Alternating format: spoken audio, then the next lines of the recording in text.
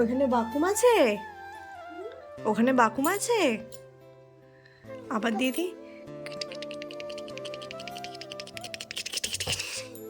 ওই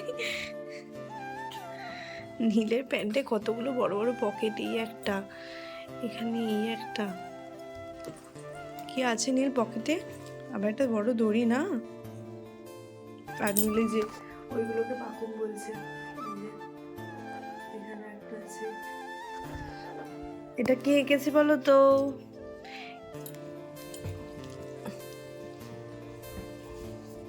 এটা কে এঁকেছে বলো তো নীল? তোমার মামাম। মামামের কাজ ছিল না যখন, তখন এঁকেছে। আর এখন তো তুমি আছো, এখন তো মামামের কাজেই কাজ। কি চেষ্টা করছো? করতে থাকো।